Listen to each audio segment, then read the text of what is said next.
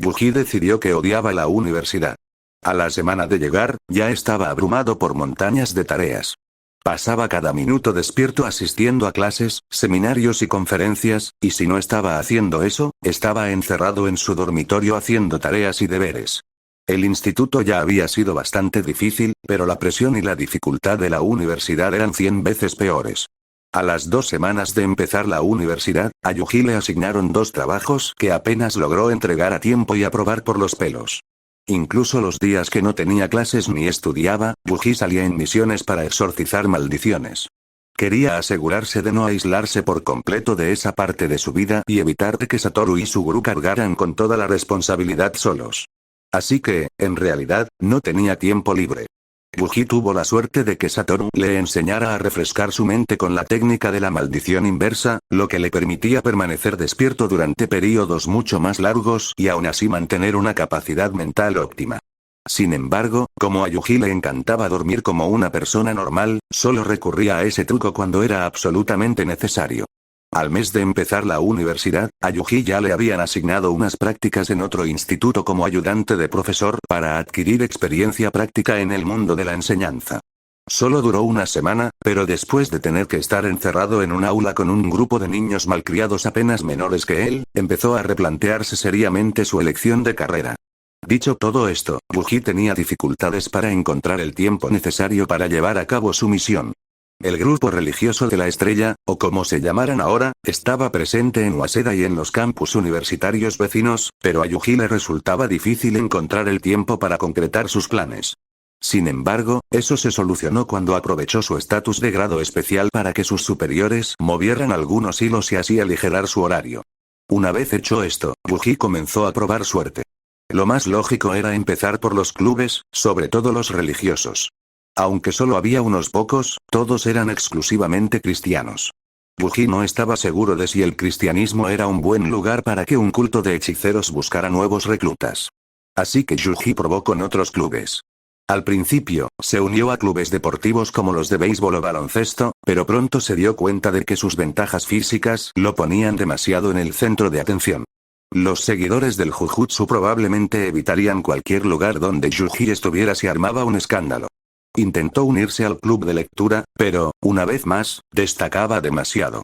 Yuji se unió al club de anime y manga, donde tuvo más éxito al integrarse.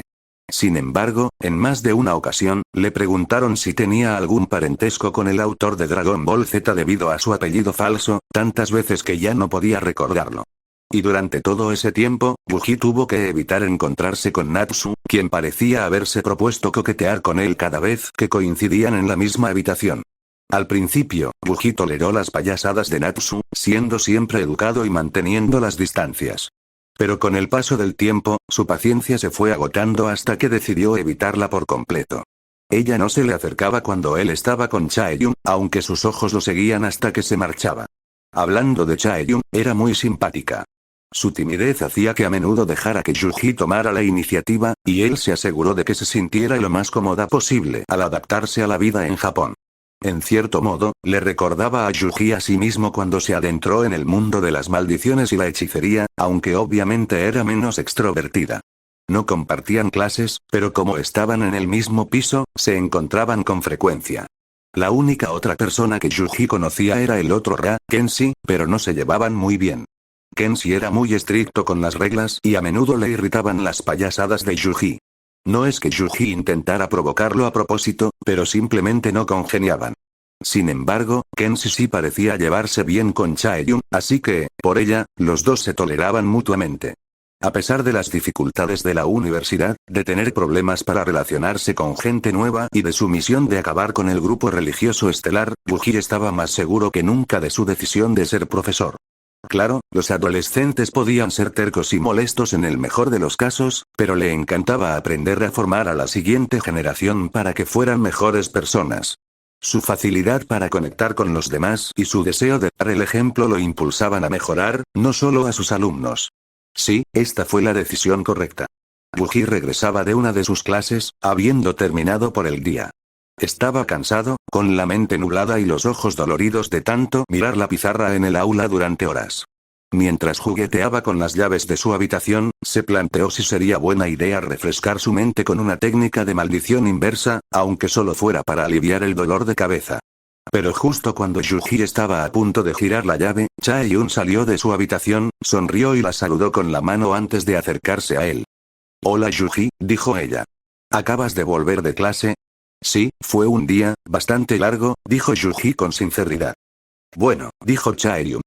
Parecía nerviosa, más de lo habitual, antes de decir, «¿Te gustaría acompañarme a este pequeño evento en el campus?» «Una compañera me invitó esta mañana, pero no quería ir sola». «¿Qué clase de evento?», preguntó Yuji. Ya se estaba preparando para despedir amablemente a su pequeño amigo, porque estaba muy cansado. «Es una reunión de un grupo religioso. Uno de los budistas, pero de por sí soy escéptico con la religión y pensé que me sentiría más cómodo contigo». La técnica de maldición inversa de Yuji entró en acción, refrescando su cerebro para que volviera a estar completamente alerta. «De acuerdo, claro». «¿A qué hora?», dijo. «Llamo a tu puerta dentro de una hora». «Creo que querrás refrescarte», dijo Chae-yun. «Claro, nos vemos pronto», dijo Yuji. Chae-yun regresó a su habitación y Yuji entró en la suya. En cuanto cerró la puerta, sacó su teléfono y llamó a Shoko. Ella contestó al segundo timbrazo. «Hola». Saludó. «Oye, Shoko, creo que he logrado un gran avance en nuestra investigación», dijo Yuji. Escuchó el sonido de libros cayendo sobre una superficie de madera. «Ya lo creo», dijo Shoko con seriedad. «No sé mucho, me invitó una amiga que vive en el mismo piso que yo», dijo Yuji. «A ella la invitó una compañera de clase, y es una reunión religiosa de una secta budista». «Hay muchas sectas budistas, algunas incluso con orígenes en la historia del Jujutsu», dijo Shoko. «¿Estás seguro de que esta es una de ellas?». «Como te dije, no sé mucho ahora mismo, pero voy a averiguarlo», dijo Yuji. «Te llamaré cuando vuelva. Deberíamos vernos pronto, también quiero saber todo lo que has hecho». «Si hubieras querido invitarme a salir, Yuji, solo tenías que haberlo dicho», dijo Shoko en tono burlón, arrastrando las palabras. «Es curioso, pero estoy bastante seguro de que solo aceptarías para conseguir mi dinero de categoría especial», replicó Yuji con ligereza. «Bueno, desde luego no lo voy a negar», rió Shoko. «Pero hablando en serio, estoy de acuerdo. He descubierto un par de cosas que creo que te interesarán, pero quería comentarlas contigo en persona». «Me parece bien», dijo Yuji. Luego miró el reloj digital de su mesita de noche y gimió. «Tengo que ir a prepararme. Te avisaré cuando esté libre para vernos». «De acuerdo. Cuídate, Yuji». Nos vemos. El teléfono se quedó sin batería y Yuji se apresuró a coger sus cosas del baño antes de ir a ducharse. Regresó rápidamente, se puso una sudadera básica y unos vaqueros, se apartó el pelo de la frente y salió a encontrarse con Chae-yun. Ella ya estaba en el pasillo, vestida con una camiseta y una falda sencillas, y llevaba un pequeño bolso en la cintura. En cuanto lo vio, lo saludó con la mano y se acercó. «¿Estás listo?», preguntó Chae-yun. «Sí». «¿A dónde vamos?», dijo Yuji. «A una de las aulas vacías. Al parecer, el club alquiló el lugar para la noche, pero solo por unas horas porque mañana hay clases», explicó Chae-yun. Yuji tarareó, y ambos se sumieron en un cómodo silencio mientras salían de las residencias estudiantiles para caminar hacia el campus. Técnicamente aún era verano, pero con el final de agosto dando paso a septiembre, esa noche soplaba una brisa fresca y agradable que dejó a Yuji con una sensación de frescura. El verano de este año había sido caluroso, y la mayoría de las duchas que se había tomado habían sido de agua fría. «¿Qué tal tus clases?», preguntó Yuji, intentando entablar conversación. «Están bien. Mis clases de japonés son fáciles, al menos la parte oral», dijo Chae-yun. «Sin embargo, tengo problemas con los kanji». «¿En serio?». «Supongo que el alfabeto coreano es mucho más fácil en comparación, entonces», dijo Yuji. Chae-yun asintió enfáticamente. «Con el coreano es muy sencillo. Solo tenemos que saber el carácter y el sonido que produce, y listo. Con los kanji, cada carácter tiene un significado específico, pero al combinarlo con otro se convierte en algo totalmente diferente, aunque a la vez idéntico. Es bastante complicado». Yuji notó que Chae-yun, aunque naturalmente tímida, podía volverse muy habladora cuando hablaba de algo que le interesaba. También se comportaba igual con personas con las que se sentía cómoda, como Yuji, que era uno de sus pocos amigos. Yuji se sintió halagado de que Chae-yun lo tuviera en tan alta estima, así que la dejó hablar sin parar sobre sus estudios de idiomas. Para cuando Chae-yun estaba terminando de explicar las complejidades de la historia del idioma japonés, ya habían llegado al aula. Woohee fue el primero en entrar al edificio y a la sala, e inmediatamente se puso en guardia. No lograba identificarlo, pero algo andaba mal de inmediato. Había entre 30 y 50 personas reunidas en distintos círculos, cada una comentando un libro que sostenía una sola persona por grupo. Woohee no pudo distinguir de qué se trataba, pero se respiraba una atmósfera tensa y expectante, generada por la conversación. Entre los círculos patrullaban jóvenes que vestían camisetas azul brillante con la frase "El elegido de Amaterasu" impresa en blanco y negro en la parte delantera. Junto a las palabras, una estrella amarilla llameante resaltaba sobre el azul. La mirada roja de Yuji se fijó en la estrella, frunció el ceño y luego miró a Chae-yun. Creí que habías dicho que era una reunión budista, dijo en voz baja. Yo también, dijo Chae-yun. ¿Puedes ver a tu amigo? Quizás tenga la respuesta. Chae-yun no encontraba a su compañera y empezó a quejarse de que le habían gastado una broma. Yuji, un poco más cínico, pensó que todo era una trampa. Para sorpresa de ambos, Natsu, precisamente ella, se acercó a ellos con paso despreocupado, vistiendo la misma camisa azul brillante que los demás. Su sonrisa era pícara, y su mirada recordaba a la de un gato que acaba de encontrar un ratón. Vaya, vaya, vaya. No esperaba verte aquí, Yuji, dijo riendo. Lo mismo se puede decir de ti, respondió Yuji con rigidez. Natsu soltó otra risita. Bueno, siempre he sido bastante devota, explicó. Yuji no sabía qué pensar de eso, ya que todas las demás interacciones que había tenido con Natsu la habían retratado como todo lo contrario a una persona devota. ¿Eres sintoísta?, preguntó Chae-yun. Por supuesto. Me criaron así, pero mi familia siempre tuvo una fe más fuerte que otras, dijo Natsu. Eso hizo saltar todas las alarmas en la cabeza de Yuji.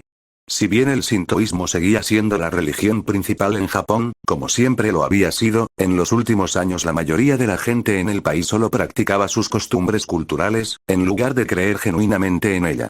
Pero Natsu afirmaba tener una devoción genuina al sintoísmo, hasta el punto de formar parte de un club escolar que intentaba atraer a más gente. Si esto no es el funcionamiento de una secta, entonces mi nombre es Satoru Gojo. Ven, te pondremos en un grupo, dijo Natsu, sin ser consciente de las sospechas de Yuji. ¿Y qué es exactamente este grupo?, preguntó Yuji. Los elegidos de Amaterasu son una iglesia bastante nueva, fundada sobre las enseñanzas existentes del sintoísmo, le dijo Natsu. Se organizó formalmente hace 2 años y ya tenemos 3000 miembros, y seguimos creciendo. Debe ser una iglesia bastante buena, si te convertiste de tu fe original, comentó Chae-yun. Natsu sonrió radiante. Bueno, la verdad se puede encontrar en todas las religiones. Solo es cuestión de encontrar la que contenga más verdad, dijo. Yuji y Chae-yun fueron acompañados a un grupo más pequeño de unas 6 personas y se sentaron. Natsu le dio una palmadita en el hombro a Yuji antes de desaparecer. Chae-yun se sentó a su derecha, mientras que a su izquierda había un tipo con una barba irregular y una gran barriga que sobresalía de su camiseta demasiado pequeña. Yuji contuvo el aliento al percibir el olor del tipo, y le costó mucho esfuerzo no vomitar. Bienvenidos, recién llegados, dijo el miembro del club a Yuji y Chae-yun, que se distinguía de los demás por su camisa azul. Somos miembros de los elegidos de Amaterasu y estábamos a punto de hablar sobre el significado cultural de la religión y su importancia en la sociedad moderna. Oh, murmuró Yuji. Miró a Chae-yun, pero ella parecía igual de confundida. En fin, esta jovencita estaba hablando de Amaterasu, continuó el portavoz, señalando a una chica con un vestido que parecía más propio de un manga subido de tono que del mundo real.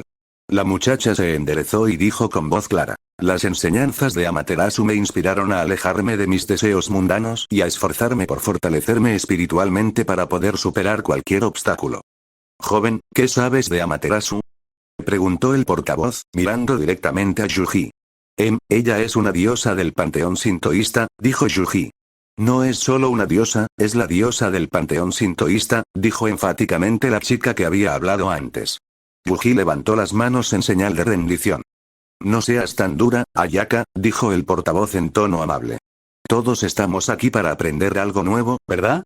Ahora, hablemos de la religión a lo largo de la historia de Japón y de por qué es necesaria hoy más que nunca. Casi toda la cultura y las costumbres de Japón tienen sus raíces en el sintoísmo o el budismo. Visitamos santuarios durante todo el año en busca de bendiciones divinas de los kami para obtener paz y buena fortuna. Encendemos incienso en los funerales, aplaudimos y hacemos una reverencia antes de cada comida. Vestimos la indumentaria de nuestros antepasados en ocasiones especiales, como bodas, y celebramos festivales fastuosos en diferentes épocas del año. Pero, ¿cuántas personas en nuestro país sagrado creen realmente en las tradiciones que defienden, en lugar de simplemente practicarlas porque esa es nuestra forma de vida? Muy pocos, dijo Ayaka, como si la sola idea le repugnara. El portavoz asintió con gravedad. En efecto, es una pérdida tremenda y terrible para nuestro país, dijo. Acto seguido, alzó el libro que sostenía en sus manos para que lo vieran los presentes. Era un libro sencillo, de color azul marino, con solo las palabras Amaterasu, la diosa del amor grabadas en plata en la portada. Eso no tenía sentido, porque todo el mundo sabía que Amaterasu era la diosa del sol y de la vida en la mitología. Pero aquí podemos encontrar las respuestas, continuó el portavoz. Amaterasu no quería que nosotros, sus hijos, anduviéramos a tientas por la vida sin guía. Disculpen, dijo Chae-yun con vacilación, levantando la mano. Una vez que todos la miraron, continuó. ¿De dónde sacaron esas palabras sobre Amaterasu? El sintoísmo no se caracteriza por guiar a la gente, sino que sus historias explican lo desconocido, al igual que los antiguos griegos veneraban a los dioses olímpicos. Se produjo un largo silencio, durante el cual Ayaka parecía dispuesta a abalanzarse sobre Chae-yun. Los demás miembros del grupo miraban alternativamente a las dos chicas, preguntándose qué ocurriría a continuación. El portavoz sonrió. Esa podría ser la opinión general, pero todos los mitos parten de una verdad, dijo. Luego miró a Yuji. Joven, ¿cuál es tu opinión sobre la religión? Yuji miró a su alrededor, encontrándose con las miradas expectantes de todos. A decir verdad, no tengo una opinión formada. Crecí siendo ateo y nunca consideré otra cosa porque me sentía cómodo con mi estilo de vida. Es decir, no tengo ningún problema con quienes creen en un ser superior, así que creo que mientras cada quien sea feliz con sus creencias y no perjudique a nadie, que cada quien haga lo que quiera. Muy considerado, gracias por su respuesta, dijo el portavoz. Pero luego miró fijamente a Yuji con expresión interrogante. Pero si existiera un poder superior, ¿no querría usted saberlo? Supongo, dijo Yuji. En realidad, no supone una gran diferencia para mi vida, sea cual sea el motivo. Por favor, miren a este joven valiente, pero descarriado, dijo el portavoz, dirigiéndose al grupo y señalando a Yuji. Para muchos, vivir como siempre han vivido es vivir en la ignorancia, apartar la mirada de la verdad que solo nosotros podemos ofrecerles. Por eso nos hemos propuesto, nuestra misión, traer a estas almas perdidas de vuelta a la luz de Amaterasu. Yuji frunció el ceño profundamente, pero se quedó callado. El ignorante era ese hombre, no él. El portavoz desconocía la historia de Yuji, lo que había tenido que hacer para cambiarlo todo. No podía permitirse el lujo de perder los estribos con unos fanáticos. Bien, ¿qué dice Amaterasu sobre los no creyentes? Preguntó Chae-yun. La bondad de Amaterasu es infinita, dijo Ayaka con reverencia. A pesar de que nuestra nación la olvidó, ella jamás nos olvidó. Y ahora, nos ha extendido su mano para guiarnos hacia la paz y la vida eterna. Lo único que debemos hacer es aceptar su mano. ¿Y si alguien no quiere? Preguntó Yuji. La atención de todos volvió a él. ¿Y si alguien no quiere ser un simple engranaje en la máquina? La sonrisa del portavoz era cálida y paternal, pero su mirada era escalofriante. Bueno, jovencito, llegará un momento en que todas las cosas volverán a su lugar de origen. Las palabras del portavoz hicieron que Yuji se tensara. Todas las cosas vuelven a su origen. Ya no quería quedarse allí. Quería irse. Esa gente intentaba convencerlos a él y a Chae-yun para que se unieran a ellos, y sus palabras, su forma de hablar y el ambiente que creaban, le recordaban exactamente a cómo se imaginaba que sería el grupo religioso estrella. Yuji y Chae-yun se apresuraron a marcharse, pero solo después de que Yuji casi perdiera los estribos y, con impaciencia, le diera su número de teléfono a uno de los otros representantes del club, aunque solo fuera para que lo dejaran en paz. ¿Qué te pareció? Preguntó Chae-yun una vez que salieron del aula y ya estaban de camino de regreso a las residencias estudiantiles. ¡Qué miedo!, dijo Yuji. Chae-yun asintió. Yo también lo creo, pero también fue interesante, ¿verdad? Tenían una perspectiva muy particular sobre la religión en Japón, y teniendo en cuenta que estoy aquí para estudiar todo sobre Japón, no, dijo Yuji rápidamente. Dijo Chae-yun. Ambos se detuvieron en medio de una de las amplias aceras que conectaban dos edificios. Woohee le puso una mano en el hombro a Chae-yun y la miró con mucha seriedad. Hagas lo que hagas, no vuelvas con esa gente, dijo. ¿Por qué? Preguntó Chae-yun. Woohee respiró hondo. No puedo contarte todo, pero no estoy aquí solo para estudiar. Trabajo para la policía y estoy buscando algo. Ese club de la iglesia, o como se llame, podría ser la clave, explicó. Pero entonces eso significa que deberíamos, Chae-yun comenzó a decir. Por favor, Chae-yun, prométeme que te mantendrás alejada de ellos, dijo Woohee en voz baja pero muy urgente. Es peligroso y no quiero que te hagan daño. Chae-yun lo miró, entrecerrando los ojos con confusión. Parecía no entender nada, pero asintió de todos modos. De acuerdo, te creo, dijo. Woohee la soltó del hombro y sonrió, y continuaron su camino de regreso a las residencias estudiantiles. Capítulo 23. El culto del Jujutsu arco cuarto. Sacrificio. Texto del capítulo. ¿Así que crees que este grupo de los elegidos de Amaterasu está conectado con el grupo religioso estelar? Preguntó Satoru con escepticismo mientras se servía su tercer pastelito. Era una fresca tarde de domingo, y por primera vez los horarios de la pandilla coincidían para tener un día libre. Así que se reunieron en el centro de Yokohama, en una cafetería de suricatas que Suguru había mencionado que quería visitar. Era un lugar pequeño y acogedor, con suricatas que los observaban mientras las hijas de Suguru les hablaban con adoración. Woohee, personalmente, solo esperaba que no se subieran a la mesa y ensuciaran sus platos. Es lógico, ¿no? La fecha de fundación del grupo coincide bastante bien con lo que pasó con Riko-chan y Tengen-sama. Si a eso le sumamos la desaparición del grupo religioso estelar un año después, no es ninguna coincidencia. No me extrañaría que simplemente hubieran cambiado de nombre o algo así, dijo Suguru. Hizo una pausa, pero luego se giró hacia Nanako y Mimiko, que habían empezado a discutir en voz baja mientras intentaban robar del plato. Chicas, cálmense, o no les dejaré comer otro pastelito. Pero el tío Satoru se ha tomado 3. Se quejó Nanako. Apretujadas entre Suguru y Satoru en la cabina, ambas chicas le lanzaron a este último una mirada acusadora. Suguru le lanzó una mirada de reojo al hombre de cabello blanco. Eso es porque el tío Satoru es un pequeño imbécil, murmuró. Las chicas rieron entre dientes, y Yuji sonrió antes de mirar a Shoko, que estaba a su lado. Todavía no tengo pruebas concretas de que los elegidos de Amaterasu estén conectados con el grupo religioso estelar, pero como dijo Suguru, su fundación no puede ser una coincidencia, afirmó. También están en mi campus, dijo Shoko, mientras mordisqueaba su pastelito y retiraba con cuidado el envoltorio de papel, con la paciencia de un médico. No he asistido a ninguna de sus reuniones, pero son bastante insistentes a la hora de hablar con cualquiera que se acerque a su stand durante las jornadas de puertas abiertas. Y después de escuchar lo que dijo Yuji, creo que tampoco quiero ir a ninguna. No te culpo, dijo Yuji, reprimiendo un escalofrío.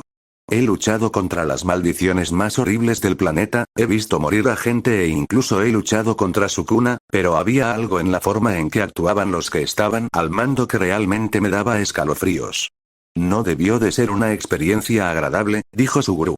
Woohee se encogió de hombros. Sí, pero haré lo que sea para deshacerme del grupo religioso estelar. ¿Tienes alguna pista? Preguntó Satoru. Una de las consejeras de mi residencia estudiantil es miembro del club y es conocida mía, así que voy a ver si puede conseguirme una plaza en otra reunión, o incluso en una reunión general, si es que tienen alguna, dijo Yuji. Estaba pensando en Natsu, y aunque se sentía incómodo con sus insinuaciones tan directas hacia él, pensó que podría aprovechar la atracción que ella sentía por él para acercarlo al elegido de Amaterasu. La puerta principal del café se abrió de golpe y Utaime entró, visiblemente nerviosa. Se sentó en el borde de la cabina junto a Yuji y dejó escapar un largo gemido. Perdón por llegar tarde, el director Gakuganji no me dejó salir de la reunión hasta que todo estuvo resuelto, suspiró. Luego se animó al ver a las gemelas y sonrió. Hola, chicas, ¿cómo están hoy? Hola tía Uta. Corearon alegremente los gemelos. Utaime sonrió radiante a las chicas y luego dirigió una mirada severa a los adultos. ¿Es buena idea hablar de asesinatos y cultos de hechicería delante de ellos? Preguntó, mirando en particular a Suguru. Suguru se sonrojó.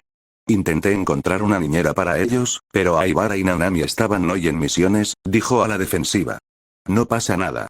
Antes nos maltrataban en nuestro pueblo, así que este tipo de comentarios no son nada, dijo Mimiko con indiferencia. Los adultos la miraron con distintos grados de horror. Yuji tosió con incomodidad y dijo, ¿qué tal todo por tu parte? Qué aburrido, dijo Satoru, recostándose con un gemido. ¿Pensabas que, ahora que somos adultos, nos sería más fácil entrar en los sitios a los que antes no podías, Yuji? Pero no, resulta que en cuanto aparezco, la gente ya está huyendo. Eres el hechicero más famoso del mundo, señaló Suguru. Lo más probable es que sea porque pueden ver venir tu cabeza gorda desde lejos, dijo Shoko. Satoru jadeó. No tengo la cabeza gorda, exclamó. Se giró hacia su novia. Uta, diles que mi cabeza no es gorda. No es gorda, cariño, dijo Utaime con tono conciliador. Pero luego se inclinó para susurrarle el oído a Yuji. Es jodidamente enorme. Yuji reprimió una risa tosiendo de nuevo, mientras Satoru lo miraba con celos. ¿Qué pasa? ¿No usaste los 6 ojos para oír lo que dijo? Bromeó. ¿Sabes que así no funcionan los 6 ojos? Gruñó Satoru. En fin, estamos perdiendo la concentración. Así que, Amaterasu es la elegida. ¿Amaterasu qué? Dijo Utaime confundido. Los demás le hicieron un resumen muy rápido de los descubrimientos que Yuji había hecho hasta el momento en la universidad, y al final ella hizo una mueca de disgusto. Las sectas siempre han sido un problema con el que la sociedad del Jujutsu ha tenido que lidiar, pero es preocupante que estén adoptando un enfoque proactivo en sus operaciones en la era moderna, dijo Utaime. Tomó una magdalena, le quitó el envoltorio y le dio un mordisco, luego continuó. Mi clan tiene muchos registros sobre sectas de Jujutsu que se remontan a la era Heian. ¿Existe alguna información sobre cultos dedicados a Amaterasu? Preguntó Yuji. No estoy seguro, pero puedo echar un vistazo la próxima vez que visite a mi familia, dijo Utaime. Pero lo de Amaterasu es preocupante. ¿Cómo es posible? Preguntó Shoko. Bueno, Amaterasu, en la mitología sintoísta, es la diosa del sol, comenzó Utaime. Pero según los registros históricos que se conservan en la biblioteca del cuartel general de Jujutsu, era o bien una hechicera extremadamente poderosa o una maldición de grado especial. Nadie sabe con certeza cuál de las dos historias es la verdadera. Ah, me había olvidado por completo de ese, dijo Satoru.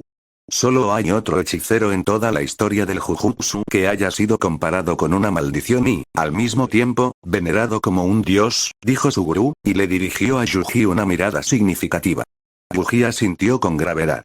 Ryomen Sukuna, murmuró en voz baja. Sacudió la cabeza mientras los viejos recuerdos amenazaban con regresar. La risa malévola de Sukuna, las cosas horribles que hizo. No importa quién fue Amaterasu, solo que la gente está empezando a venerarla de nuevo en la actualidad. Bueno, aún así tendríamos que tener cuidado, dijo Suguru. También he oído hablar de la historia de Amaterasu, y la suya es anterior incluso a la era Heian. Las leyendas cuentan que finalmente fue derrotada por un hechicero que apareció de la nada y la selló para siempre. Sellarla, el ceño fruncido de Yuji se acentuó aún más. ¿Acaso las historias cuentan cómo el hechicero logró sellar a Amaterasu? No. Hay muy pocos registros de nada anterior a la era Heian, dada la época tan convulsa que fue, dijo Utaime. Investigaré un poco en mi tiempo libre, pero no puedo garantizar que encuentres algo valioso. Cualquier ayuda es bienvenida, gracias, dijo Yuji con gratitud. Pero no entiendo, ¿por qué Amaterasu? Dijo Satoru. Se quitó las gafas de sol brevemente para frotarse los ojos antes de volvérselas a poner. Ni idea, no he asistido a ninguna otra reunión desde la primera, dijo Yuji. ¿Piensas ir a alguna más? Preguntó Shoko.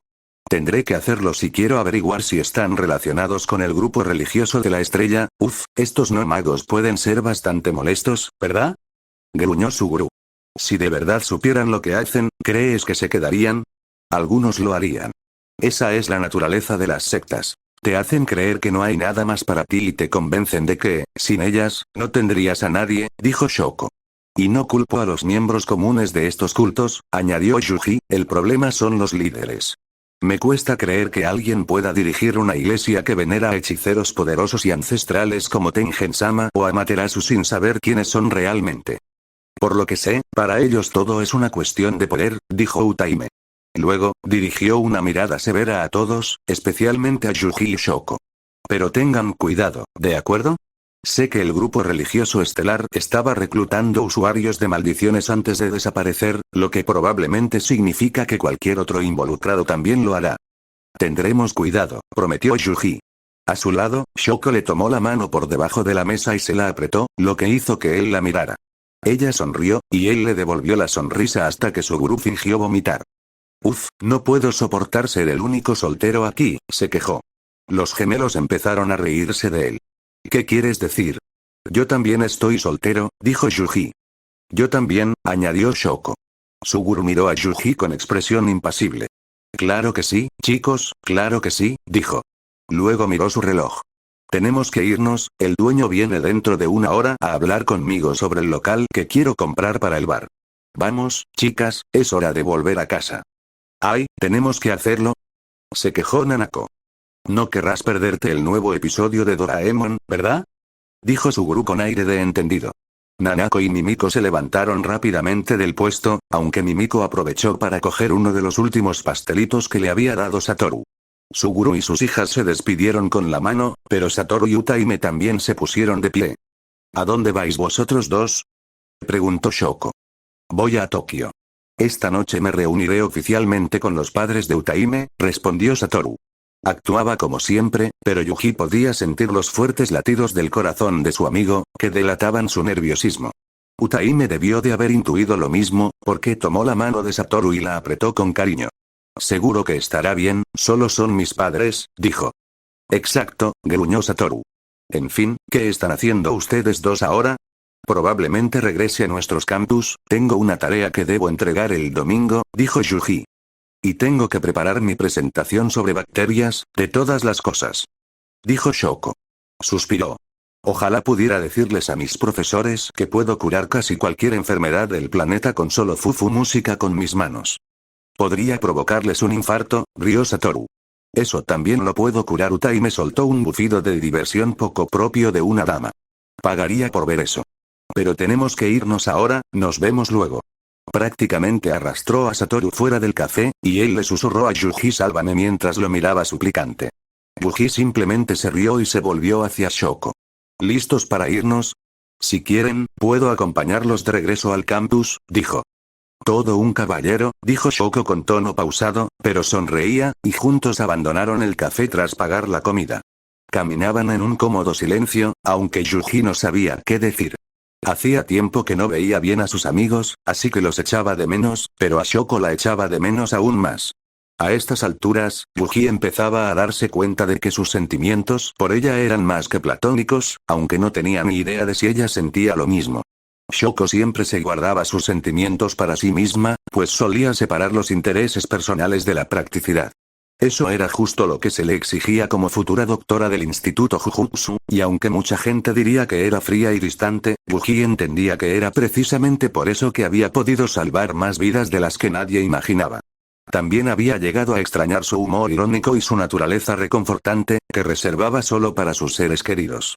Shoko era brillante e increíblemente inteligente, y para Yuji, Shoko era probablemente la mujer más hermosa que jamás había conocido.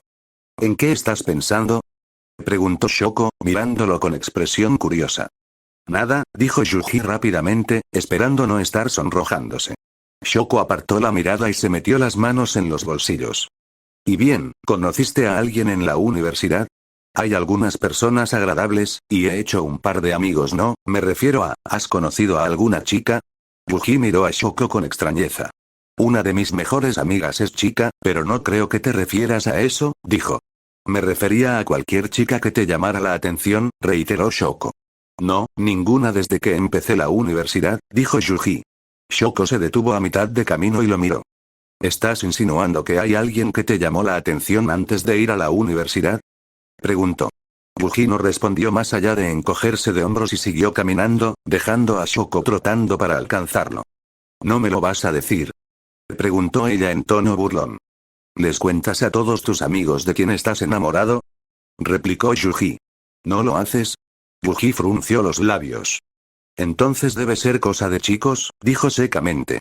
Nunca les contamos a nuestros amigos quién nos gusta, a menos que queramos que nos molesten para siempre. El silencio volvió a reinar entre ellos, pero de vez en cuando Yuji se sorprendía mirando fijamente la mano de Shoko, solo para reprenderse mentalmente y apartar la mirada antes de que ella lo notara. Tenía que usar pasivamente sus habilidades de manipulación de sangre para evitar que su rostro se enrojeciera, pero la manipulación de sangre no podía hacer nada contra los pensamientos traicioneros que lo atormentaban. Shoko estaba a escasos centímetros de Yuji, y la tentación de tomarle la mano era irresistible. Su sangre latía con un ritmo que él podía oír, una dulce melodía que lo habría tranquilizado de no ser por todo lo demás que estaba sucediendo.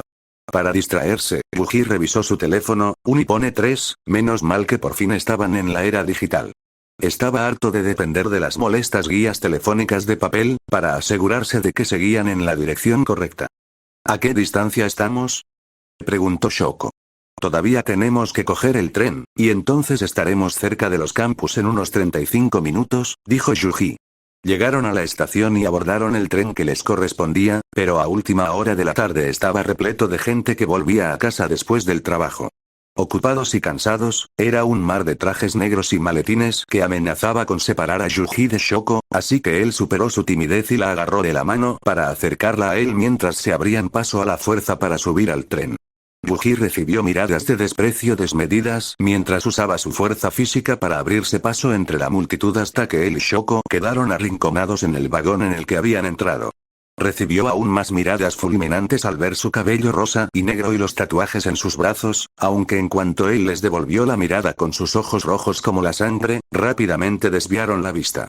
Había sido un buen día, pensó Yuji.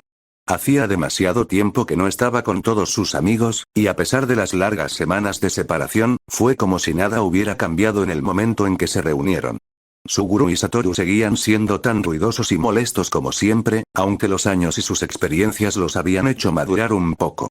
Shoko seguía teniendo el mismo humor seco de siempre, y aunque los gemelos eran una incorporación reciente al grupo, Yuji, Shoko y Satoru los adoraban como si fueran sus tíos de verdad.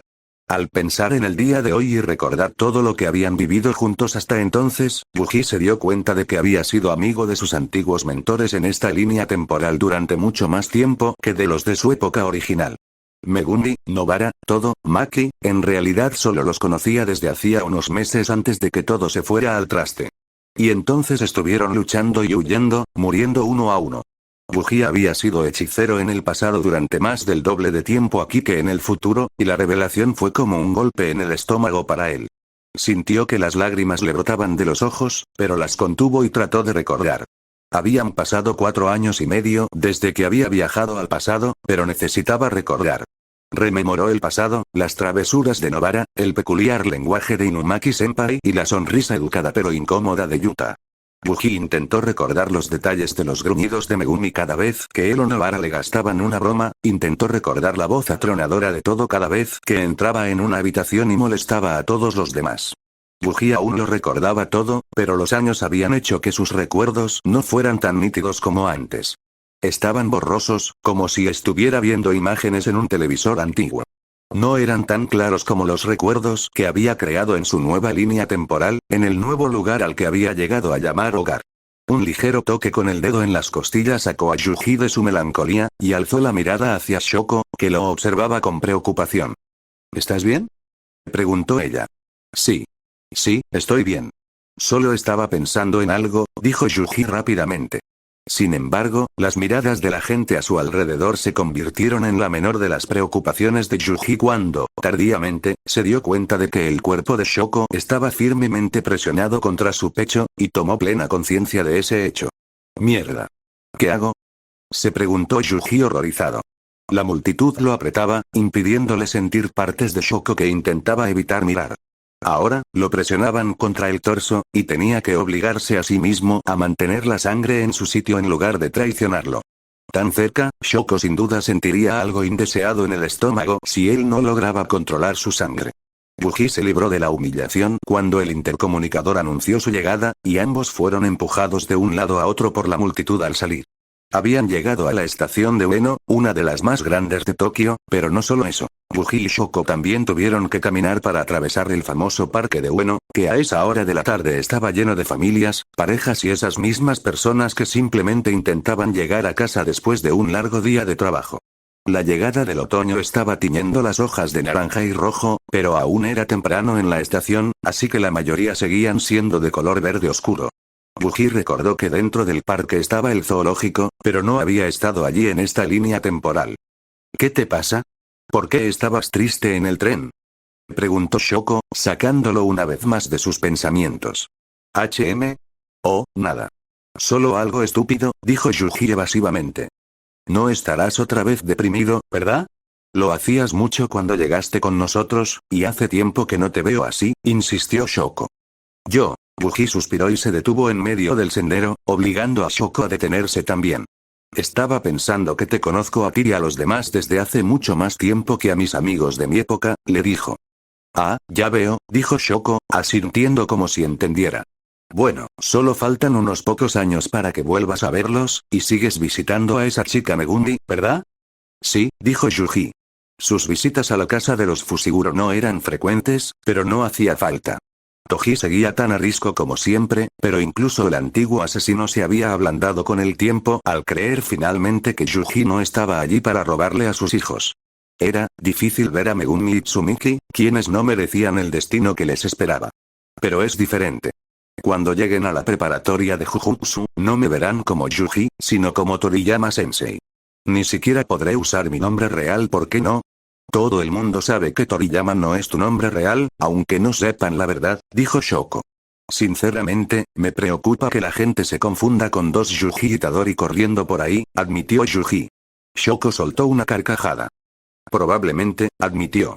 Pero claro, todos llamamos al otro Yuji Yukun, así que puede que ese apodo se les quede a todos los que lo conozcan cuando se una a nuestro mundo. Si se parece en algo a mí, probablemente no le importará el apodo, dijo Yuji. Yuji, él eres tú exactamente. Reanudaron la marcha y no dijeron nada hasta llegar a la entrada de la Universidad de Tokio. Yuji le sonrió a Shoko, quien le devolvió la sonrisa. Se puso de puntillas y le dio un beso suave y casto en la mejilla. Yuji casi esperaba que gritara sorprendida y lo apartara bruscamente, como había hecho antes de que empezara el semestre. Pero en lugar de eso, ella siguió sonriendo, con las mejillas sonrojadas, y le deseó buenas noches tras hacerle prometer que se volverían a ver pronto. Yuji se quedó allí, observando la nuca de Shoko mientras se alejaba, y solo regresó a la estación cuando desapareció tras un edificio. A pesar de su melancolía anterior, se sentía mejor, y la zona de su mejilla donde Shoko había besado sus labios le ardía, pero no le resultaba desagradable. Yuji regresó a la estación con paso ligero y una sonrisa tonta en el rostro. Ni las miradas de reproche de la generación mayor, ni las miradas soñadoras y anhelantes de las jóvenes, y también de algunas mayores, afectaron en absoluto a Yuji mientras permanecía de pie en el tren, todavía contento con el día. Pero el buen humor se desvaneció en un instante al regresar a la residencia estudiantil. Había coches patrulla por todas partes, con las luces rojas parpadeando mientras los agentes iban y venían. Todo el edificio estaba acordonado, y todos los estudiantes que se encontraban en casa en ese momento se vieron obligados a esperar afuera. La mayor parte del bloqueo se concentraba en un lateral del edificio. Yuji vio a Chae-yun y a Kenshi, que parecían confundidos. Chae-yun llevaba puesto el pijama, lo cual era un poco extraño dado que apenas era temprano por la noche, y el pelo de Kenshi era una maraña de pelo mojado y desaliñado, lo que significaba que probablemente se había estado duchando cuando lo echaron del dormitorio. ¿Qué está pasando?, preguntó Yuji en cuanto estuvo con ellos.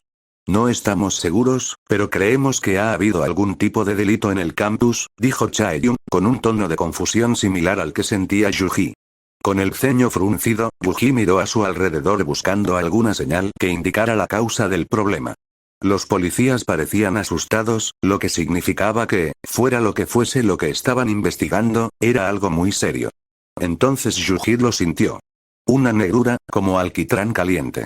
Rezumaba desde el punto central de la barricada policial, filtrándose por debajo y por encima de las barricadas y los vehículos.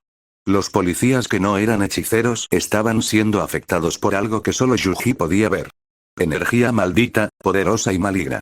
Eso significaba que era responsabilidad de Yuji, como hechicero de Jujutsu, investigar. Rápidamente sacó su billetera y se aseguró de que su identificación de hechicero estuviera allí, junto con las demás credenciales que le permitirían ir a la escena del crimen. Satisfecho de tener todo lo que necesitaba, Yuji se dispuso a acercarse, pero Chae-yun lo agarró del brazo. ¿Qué haces? No puedes ir allí, es la escena de un crimen, dijo. Yuji le dedicó una amable sonrisa a su amigo. No te preocupes, me dejarán entrar, dijo con voz tranquilizadora. Chae-yun frunció el ceño, pero soltó su brazo. A su lado, Kenshi miraba a Yuji como si fuera un idiota. Yuji se acercó a la policía, que intentó detenerlo.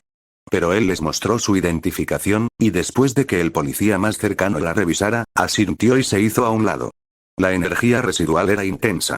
De hecho, era más fuerte que cualquier cosa que Yuji hubiera sentido en esta línea temporal, salvo cuando Satoru o Suguru desataban su energía maldita. Sin embargo, esta era de alguna manera más opresiva y estaba impregnada de maldad. Le recordaba a Sukuna, pero había una diferencia notable. No era tan poderosa, pero si existía algo o alguien con ese nivel de poder, entonces eran muy malas noticias. Yuji saltó las barricadas con facilidad, solo para detenerse y contemplar horrorizado la escena que tenía ante sí. Era un cadáver, reducido a cenizas y carbonizado. Solo quedaba el rostro, intacto por las llamas que los habían matado. El rostro de la misma chica, Ayaka, a quien Jon había conocido en la reunión.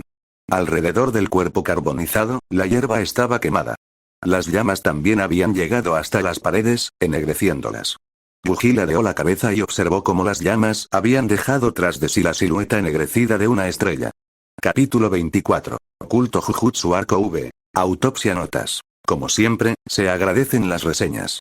Déjame saber tu opinión. Texto del capítulo. Yuji llamó rápidamente para informar del incidente.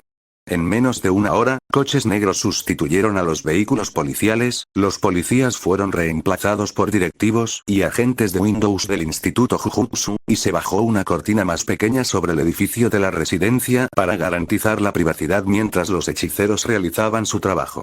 Yuji habló con los policías que quedaban y le indicaron quién había descubierto el cuerpo. Reconoció a la chica, una joven delgada de tercer año que vivía en el último piso de la residencia estudiantil, y sonrió al acercarse.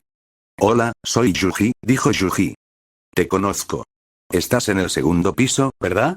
Soy Hinata, dijo la chica. Tenía el rostro surcado por lágrimas secas y la piel de las manos y los dedos en carne viva. Parecía atormentada por lo que había visto, y Yuji no podía culparla en absoluto.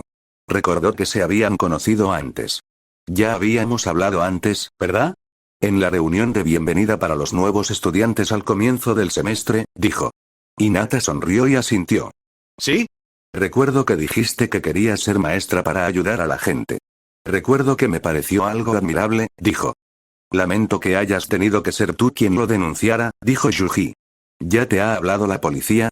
Sí, pero no sé nada más, dijo Hinata. No hay problema, si pudieras decirme lo que les dijiste a los otros policías, estaría perfecto, dijo Yuji. Hinata lo miró con expresión interrogante. ¿Tú también eres policía? Creía que solo eras un estudiante de primer año, dijo. Soy un investigador privado que trabaja para el gobierno a tiempo parcial, dijo Yuji. Entonces, ¿por qué estás en la universidad? Cambié de carrera, pero sigo trabajando. Ahora bien, ¿me puedes decir qué pasó? Acababa de regresar del trabajo. Trabajo a tiempo parcial en un izakaya, comenzó Hinata. Normalmente tomo la ruta de atrás desde las paradas de autobús porque es más rápida, así que me acerqué al cadáver antes incluso de darme cuenta. No vi nada más, pero llamé rápidamente a la policía para denunciarlo. Eres muy valiente por mantener la calma, dijo Yuji con agradecimiento. Hinata se encogió de hombros. No crecí en un buen hogar, así que ya he visto cosas malas, dijo simplemente. Yuji contuvo una mueca de dolor, pero asintió. ¿Viste algo más? ¿Alguna persona sospechosa cerca o una fuente de luz intensa como un fuego? Preguntó. No, no vi nada, dijo Hinata, negando con la cabeza. Eso es todo lo que le dije a la policía. Gracias, Hinata, y lamento que hayas tenido que presenciar todo esto, dijo Yuji. Quizás debería hablar con otros estudiantes de la residencia para ver si habían visto el fuego que quemó el cuerpo, pero no tenía muchas esperanzas. Si el asesino hubiera usado una técnica maldita, nadie la habría visto a menos que pudieran percibir la energía maldita. Yuji dirigió a Hinata hacia uno de los encargados que estaba de guardia, quien la llevó aparte para hablar con ella. Los estudiantes serían trasladados temporalmente a un hotel por la noche, con todos los gastos pagados por el gobierno. Aunque inicialmente se indignaron, una vez que les dijeron que irían a uno de los hoteles más lujosos, se alegraron mucho y se marcharon sin problemas. Después de que Yuji le asegurara a Chae-yun que se reuniría con ella más tarde, todos partieron en autobús y él también los esperó. Satoru apareció de repente, con expresión molesta pero también preocupada. Se acercó a Yuji, suspirando ruidosamente. ¿Cuál era el gran problema que tanto preocupaba a Yaga Sensei y por el que tenía que estar aquí? Preguntó. Yuji miró a su amigo. Pensé que estarías contento de que te estuviera salvando de conocer a los padres de Utaime-senpai. Dijo. Sí, pero Uta no está contenta con eso, y probablemente tendré que dormir en el sofá esta noche, gruñó Satoru. De todas formas, ni siquiera duermes, desde luego que no, cuando me alojo en casa de Uta. Ah. No quiero oírlo. Interrumpió Yuji rápidamente, haciendo una mueca. Llevó a Satoru hasta la escena del crimen, y Satoru dejó escapar un silbido bajo en cuanto llegaron al cuerpo calcinado. Vaya, esa energía maldita es realmente algo, comentó. Nunca había sentido nada parecido. Sí, dijo Yuji. El de Sukuna era mucho más fuerte e incluso más malvado, pero lo que sea que haya hecho esto, sin duda proviene del mismo infierno. Maldita sea. Espera un segundo. Satoru se quitó las gafas de sol para poder ver con claridad y comenzó a inspeccionar el cadáver. De vez en cuando tarareaba o murmuraba algo mientras lo rodeaba, hasta que finalmente regresó junto a Yuji. Sí, esto es mucho más grande de lo que pensábamos, comenzó. Es difícil discernir qué técnica maldita es esta porque no estoy viendo a la persona que la usó, pero está relacionada con el fuego. Pero, ya lo sabías. ¿Te has fijado en el patrón de las marcas de quemaduras en la hierba? Señaló Yuji. Satoru volvió a bajar la mirada y luego arqueó las cejas. ¿Un sol? Yuji asintió. El elegido de Amaterasu, dijo. Satoru se pasó la mano por el pelo y se volvió a poner las gafas de sol. No puede ser una coincidencia que hayas ido a una reunión hace poco y que ahora aparezca el cuerpo de alguien justo delante de tu casa, dijo con seriedad.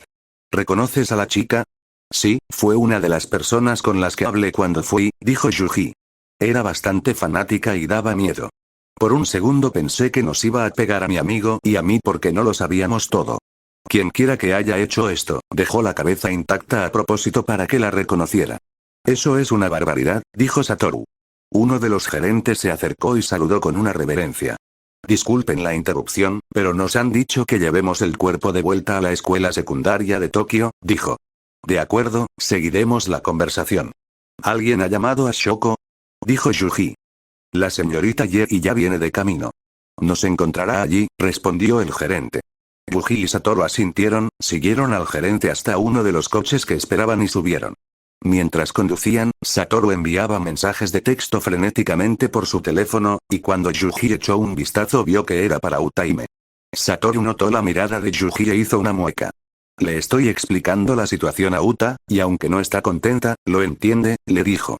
Utaime-senpai comprende la importancia de la misión, dijo Yuji, pero lamento mucho haber tenido que interrumpir tu velada con su familia antes de tiempo. No te preocupes. Como dijiste, acabar con estas sectas es importante, pero en realidad me salvaste. No creo estar preparado para conocer a los padres de Uta, dijo Satoru. ¿Cuánto tiempo llevan saliendo? ¿Un año? Preguntó Yuji. Casi. Normalmente, no conoces a la familia de tu novia hasta que estás a punto de casarte, pero como nuestras familias son clanes antiguos de Jujutsu, existe una especie de expectativa de conocernos mucho antes, como un compromiso matrimonial. Preguntó Yuji. La expresión de Satoru se ensombreció. Algo así.